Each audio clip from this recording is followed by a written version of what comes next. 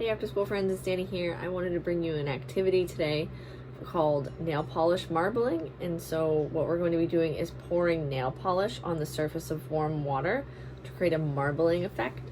And so this is with two different colors of nail polish, and that is on the bottom of a glass candle jar. So you can see through to the bottom there and see the design that I had made.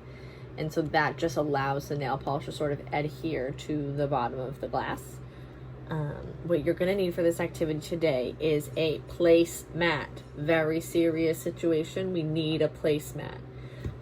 You're going to need nail polish, maybe something that is kind of old and you're not a super big fan of. Q-tips, you'll be needing quite a few of those. A glass jar, ceramic, mug, anything that you have kind of hanging around. These are just old candle jars that I had. A Tupperware that you are not fond of. So something that isn't really super important that you can get nail polish all over like I did here with one of mine. And warm water and a toothpick. And if you wanted to wear gloves for this so you don't get nail polish on your hands, that would be a good idea as well. So let's get started. All right, after school friends, so here I am. I have my placemat. This is a different placemat than my normal Finding Nemo one. It's a silicone mat just because I can use nail polish remover on it and wipe it all off, so I just started using that today. Here is my weird, gross Tupperware from my examples that I had made earlier. This will be my toothpick for today. It's a clay scoring tool, and so I'm going to be using that instead of a toothpick. I've got my Q-tip set up over here. Might even marble this Q-tip jar because it's what it's for and it's boring. And then I've got my vessels over here, and as you can see, there's a bunch of older nail polishes off here on the top and some warm water. So I'm not going to fill it up too much, just a little bit.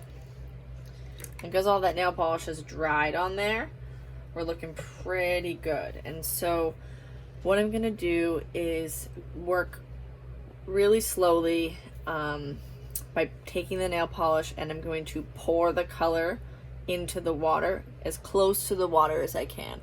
So I'm going to bring the bottle over to the surface of the water and slowly pour it on, and you'll be able to watch it grow right from here. All right, so I think that I'm gonna start, let's see, the other one was pink, so let's do this blue.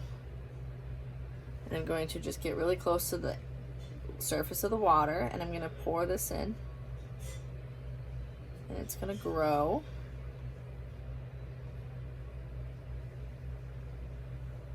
You'll see that happening. All right, so I got my one color right there.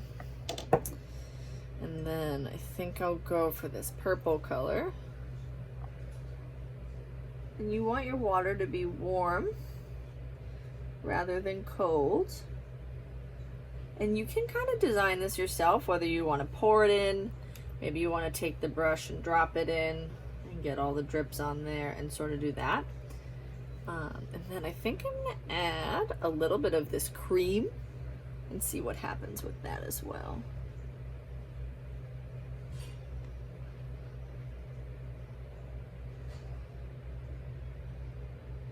So you can see how it sits right on the surface of the water. So the nail polish itself is made up of one material and the water, and so it's sitting and floating itself right on the top. I'm going to use my handy dandy toothpick, which is really more of a clay tool, and I'm going to just drag these colors around, and you can see that this nail polish is really just sitting right there on the surface of the water. So I just want to mush some colors around, and I'm being very gentle, noticing when I guess you could almost call it a decal starts to rip. You just want to, and you could do this a couple of times before you choose to even dip an object into it, just to see what will happen, just to learn and kind of figure it out. So I'm trying to stretch it out and make it a little bit bigger. I want the blue and the white and the purple to sort of blend together. I'm noticing I'm getting some goop right there on that, so I'm just gonna wipe that off on my mat to clean up my toothpick. You could do this in one color too if you just wanted it to be blue. I've seen this a lot on the internet where you just make a coffee mug with it. So for your family out there who really likes coffee and is very happy to have a beautiful coffee mug designed by you, you can go ahead and do that. So I'm going to scrape that off again. And then the next step is what you're going to want to make a choice. So this is a clear vessel, right? I can just put this on the bottom, and when I look in through the top of the object, I'll be able to see this great swirl pattern just like I did with this candle jar here. And so you could choose to take it and just do the side. You could go in on the corner, or you could go straight down. So it's really up to you on how you want to add it. And once I put this in the water, I'm going to use a Q-tip to clean up all the extra around it, so when I pull it out, it doesn't smear or ruin the design for me.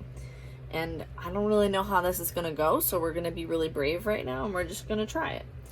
So I think I will go straight down just for effect, and I'm going to hold that in the water, and you can see that it's stuck itself to the jar. So I'm going to pull all of this stuff away from the side of the jar here. The Q-tip works really well for just picking up all kinds of nail polish goob that ends up in the water. And since I'm not sticking my hand in the water, I'm not wearing gloves because I'm being very careful, but if you're going to do a mug or something, you might want to put gloves on. All right. So there we have that right there. So this is our water marble nail polish candle holder. And so what I'm going to do now is I'm going to let this dry upside down right over there. And since looks like all the bits and bobs and the gross goo is out of the water, I'm going to add a little bit more clean water. And you can see some of that nail polish that got left on the bottom is swirling around. I'm going to try another one just real quick. I'm going to start with a darker color this time. I will pour a little bit of that in.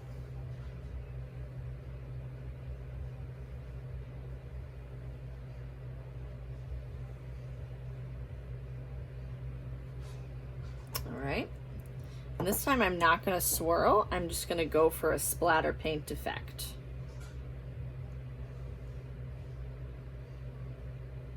Just to see how all this will work out for me.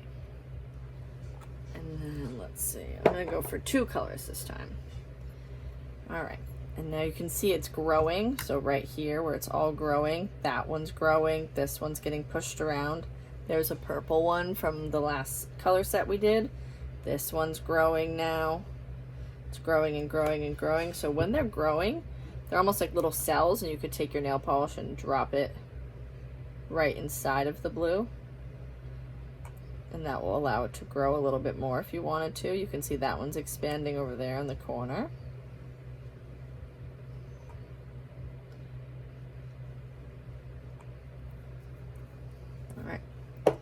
So we'll go in and go, instead of going straight down this time, I think I'm going to go for a side dip. So that's going to mean I'm going to need to go something like this. And I need a new Q-tip, fresh one. I'm going to go ahead and dip this in. And I'm going to try to roll it. Sort of clear up any extra stuff that I've got going on here. So now I've got, as you can see, there's blue from the last round, and there's different ones there, and got a little bit of a swirl going. And so I'm gonna try to use what's left. I don't know if this will work, I haven't tried it yet, but here we go. So I'm trying to stick this in here, see if I can pick up any more of this polish that's just sitting in there to add more swirl to my jar. Now this is a moment where I say, Dani, I wish I was wearing gloves because I'm going to get this all over my hands. Now we've pretty much used all of the material that we had. Got a little nail polish on my thumb, but that's okay. And so I've got this really great sort of teal and purple. Look at this really great swirl that's happening right here. That's really fun. Random colors from the old batch. So if you want to change your water in between, that will be really helpful for you so that you can go ahead and have a clean pickup every time you do this. And so it's a good way to just, if you've got weird old nail polish that you don't use anymore, old colors you want to try, it's a great way to experiment with a little water science. Thanks so much for joining me, friends, and I'm so happy that you came to this activity with me. I've got this great new hair tie holder, which is what I use all my old candle jars for, to recycle them. So I've got this, and this looks really fun even from the top when you go ahead and look at it like that. And so that's really great. I'm excited. And then the second one that we did together, which came out even better with more color all the way around. So that's a full 360 for the color on that. And I did get a little messy, and like I said, if you want to wear gloves for this activity, that might be a really good idea. And just make sure you have a place mat, okay? Nail polish is hard to get up, but if you do make an accident and you do get it on maybe your table or on your hands, kind of like I did right here, some nail polish remover will be fine, or acetone will work as well. So thank you so much for joining me, guys. Hope everybody's doing really well. If you've done this and you see me on a Zoom this week, let me know. I'd love to see what you guys have come up with, okay? Bye.